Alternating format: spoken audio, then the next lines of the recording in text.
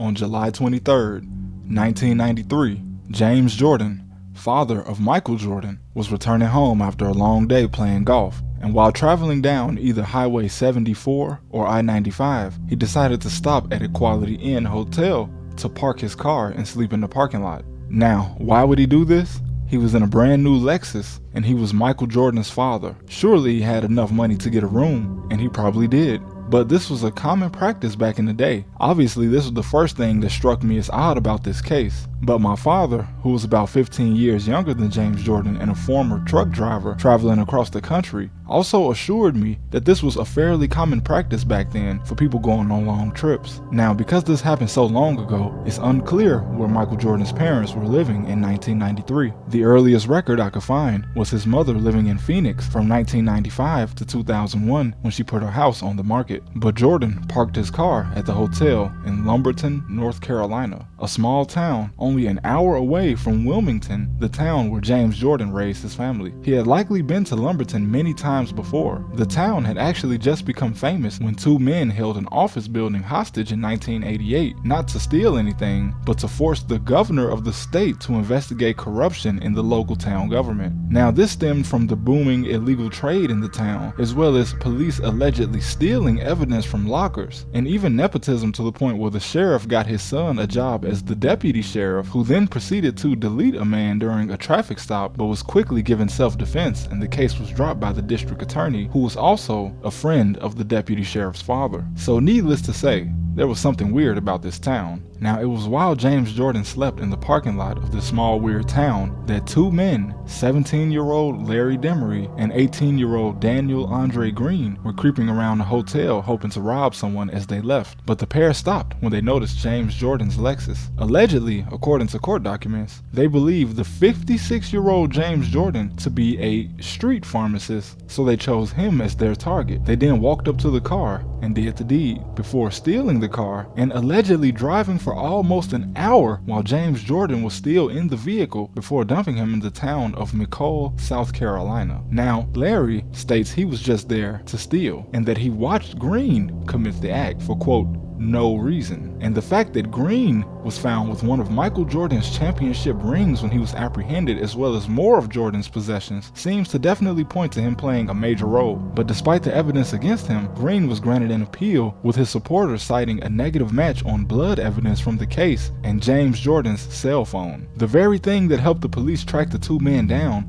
was the cell phone towers, when the two perps started to make a series of phone calls using James Jordan's phone inside the car. And one of these calls was to the aforementioned corrupt sheriff's son. And it's also noted that James Jordan was cremated after only 10 days in the coroner facility, supposedly due to a lack of storage, when it is common for even unidentified John Does to be held for at least 2 weeks to a month before being disposed of. It was even discovered that the North Carolina State Bureau of Investigation had a list of 200 incidents where technicians mishandled or destroyed evidence. James Jordan was on this list before mysteriously being removed from it by the state. And not to mention that Jordan wasn't reported missing until 3 weeks after his disappearance. Now, it would seem that with all these strange occurrences, that these two men couldn't have acted alone. Michael Jordan was known to have a gambling problem and was known to be in the presence of members of the Mafia. Now, the Mafia has had a lot of involvement in sports and gambling over the years, with the most famous example of this activity occurring in the NBA, of course, being the case of Tim Donaghy, who was on the payroll, allegedly, of the Colombo crime family to ensure that certain games had certain outcomes. Tim was caught and prosecuted, of course, but Tim was active in the early 2000s, years after Michael Jordan was on the Bulls. So it's safe to say that before Donaghy, the mob's influence could have been even larger in sports. And what always comes with gambling is debt. Michael Franzese,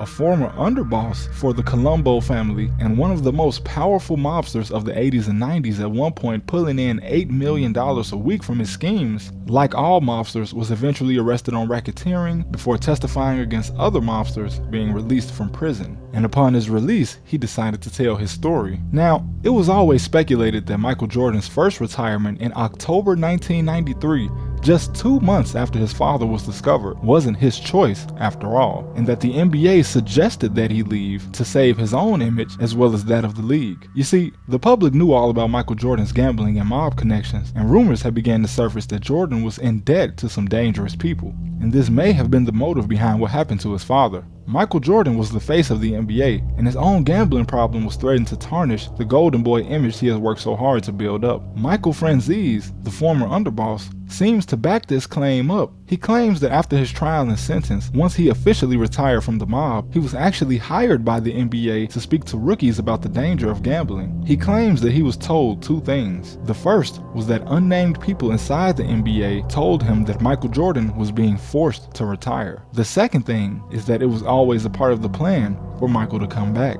Now, he never outright stated that gambling was the cause of what happened to Michael's father, but he did state that, quote, "From what I was led to believe, it had something to do with his gambling problem." Green's defense argued in court finding that the state had withheld evidence, including the phone call made from the perps to the sheriff's other son, Hubert Larry Deese. But instead of being a cop like his brother, Larry was a known criminal. And it's important to note that many residents of Lumberton state that the hotel Jordan was parked at was a very active place for the illegal trade, and it is theorized that the sheriff's son had something to do with it and that Green and Demery were wrongfully convicted. Now, this is all speculation, of course, and Demery and Green are still fighting for appeals and parole to this day. When watching the interview of Michael Franzese, it's clear that he is hiding something, but what exactly he's hiding, we will likely never know. But until then, what really happened to James Jordan will likely remain a mystery.